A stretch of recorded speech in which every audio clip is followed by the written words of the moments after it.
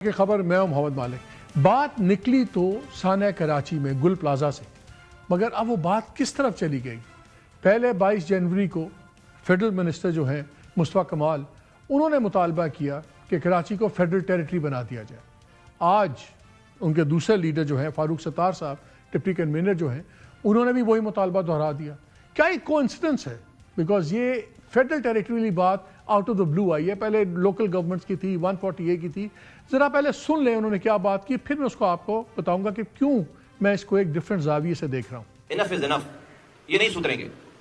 میں آج یہ بہت ہی مؤدبانہ مطالبہ، گزارش، ریکویسٹ کرنا چاہتا ہوں پاکستان بچانے کے لیے کہ کراچی کو آرٹیکل 148، آرٹیکل 149 کے تحت فیڈرل ٹیریٹری کا حصہ بنایا جائے. اس کو وفاق اسی ذوالفقار علی بھٹو کے دیے ہوئے آئین میں آرٹیکل 148، 149 کے تحت وفاق انٹروین کرے اور ہمیں وفاقی دارالخلافہ کا حصہ بنائے.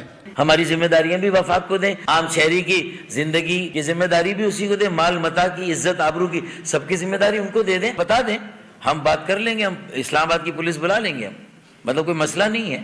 آہستہ آہستہ دینا وفاق کو تو آہستہ آہستہ دے دیں، ایک ساتھ دینا تو ایک ساتھ دے دیں. ہم نے تو یہ بات رکھ دی نا.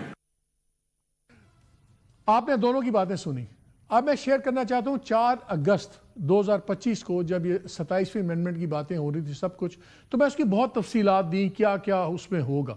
بہت سی چیزیں اس میں سے ہو گئی ہیں، کچھ رہتی ہیں، لیکن اس میں ایک فیڈرل ٹیریٹریز کی میں نے آپ سے بات کی تھی خبر، وہ ذرا سن لیجئے میں نے کیا کہا.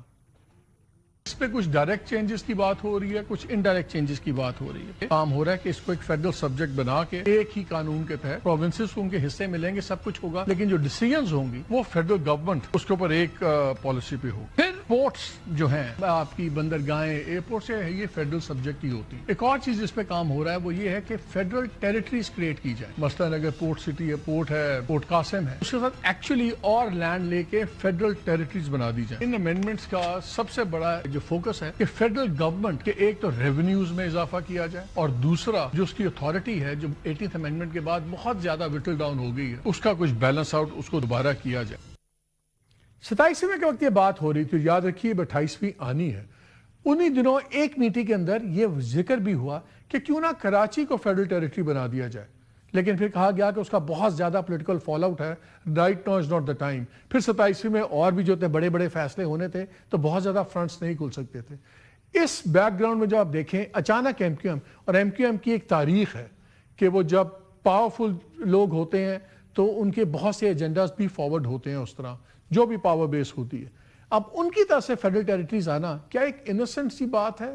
کیا یہ ایک نیچرل بات تھی یا part of the larger thing ہے؟ ان تمام چیزوں پہ